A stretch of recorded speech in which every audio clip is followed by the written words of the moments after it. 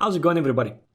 We're gonna stick with the feat topic for now, as I think there's much more to explore.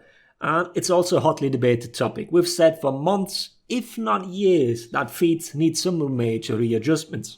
But one thing that stood out in the comments in the video from a few days ago was that a lot of people suggested to just remove or disable all feats. Which brings us to a debate we also had quite a few times already. When is it time to actually cut your losses? How long do you attempt to fix something until you finally say, "Now that's enough, we're stopping it"? The economic term sunk cost fallacy is very applicable in these types of scenarios, but deciding on when it is actually time is not easy. Before people start yelling at me again, no, I'm not proposing to remove all feats. It's not an elaborate setup for that premise, no worries. I know I've argued for the removal of things in the past. For example, I'm still of the opinion that stuff like thick blood has no place in the game, and I'd rather see it removed than remodeled into some different type of abomination. But at the same time, I've complained about things that were flat out removed without even a proper attempt to fix it. Stun and tap is an example for this. Instead of lowering the stun duration, remove stun stacking and fixing the flash bug, Ubisoft decided that it's not worth the hassle, and here we are today. Storm and tap is, well, it's something. But we've been over all that already. Stuns have a lot of potential, and maybe they'll take another shot at them in the future. But for today, it's feats. What I want to look at is the way we unlock feats. There are quite a few different approaches to this, and many other games have similar features. Whether those are killstreaker rewards, catch-up mechanics based on game score, and many other things. Obviously not exactly the same, but in a very broad sense. Like I said before, many people have suggested to just remove all of them, have game modes without feats. But you could also do the complete opposite and do away with unlocking feats as a whole. Just have everyone start with everything unlocked from the get-go. Which is probably quite a drastic thing. You would be spear-stormed in the very first fight, as you'd want to maximize the amount of time you could use your big nukes. So I think that would get boring quite quickly. So for now, let's look at what it is right now. Everyone should be familiar with the renown system. You do specific things in game, you get renown, and then you unlock your feats at specific points into the game. You cannot see what feats and whether they've been unlocked when you look at the scoreboard. The UI doesn't display them.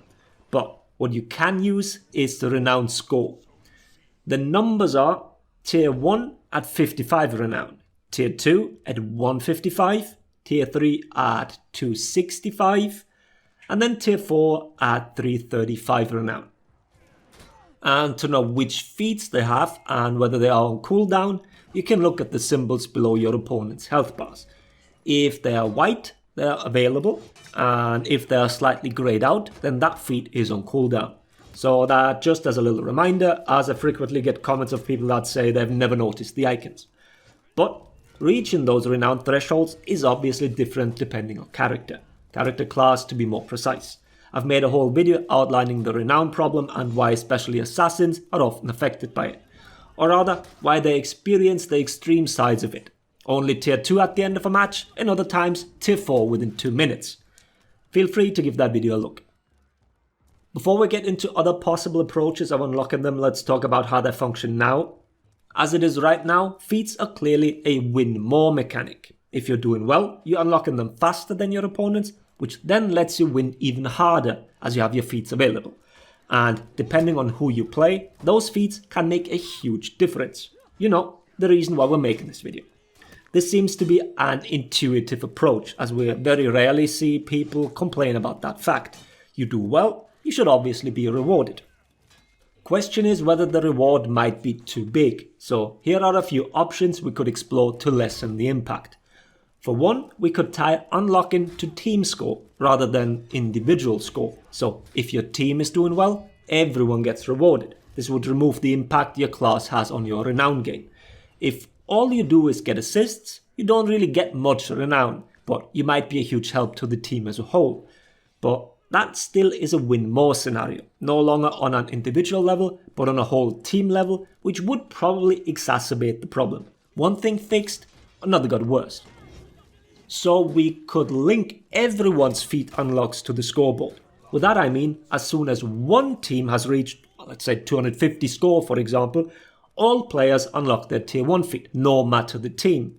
Or you could tie it to time. But that would mean that not every match would let you unlock all your feats.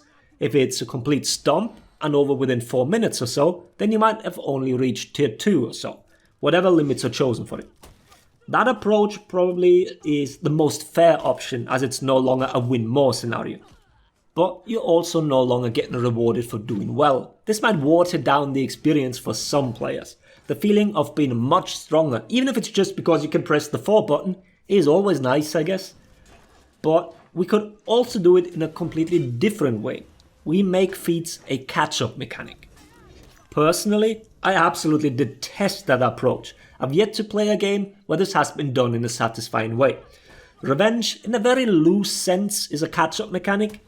It lets you survive and even win scenarios that you really shouldn't be able to. A good example of how terrible this is probably Battlefield 1. I don't know how many of you have played that game, but I'm referring to the Behemoth. If your team is far enough down in points, the game gives you a huge vehicle that, in theory, should help you even out the score. That was like an armored train, a huge zeppelin, that sort of stuff. BF1 further had the problem of a terrible scoring system, so no matter what you did, there wasn't really a realistic way for you to win anyways. So the Behemoth just made it a worse experience for both the winning as well as the losing team. In For Honor, you could implement this feature by linking your renown gain to the team score of the opponents. So if they are doing well, you are being rewarded with feats and thus have a chance to now kill them easier. This could balance out matches and make for more comebacks, but in the end, this would just drag out the games, as the second you do catch up, the actually better team gets their feats as well. And your big feats are most likely on cooldown now, so you just get massacred by them even harder. In general, both approaches, whether you make it a win harder or a catch-up mechanic, tend to lead to frustrating experiences. Nobody enjoys a stomp, and nobody enjoys a long drawn out, already won game. Perfect matchmaking would alleviate the issue, but even games with much bigger player bases have that issue. Well, a lot of games nowadays also move away from skill-based matchmaking, but that's a topic for another video, because some of the statements you hear from Battle Royale gamers are quite funny, especially when they try to justify that stomps are healthy for the game. Oh well, another time. In the end, I think that unlocking feats doesn't need a total overhaul. Priority should be the individual strength of all the feats, and once that is in a somewhat desirable state, you can look at some scenarios like the ones I laid out in this video. Maybe they don't see it as necessary, who knows? Feel free to give your input as well. Having said all that, I hope the video was interesting. Thanks for watching. Laters everybody. Mine, tier or top hitbox.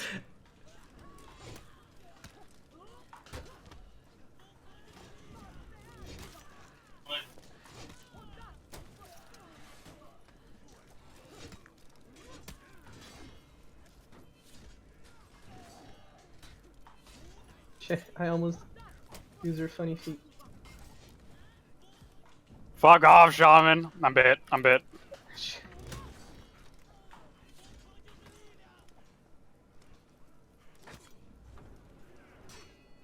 Get him down. I'll try to hit him in a second.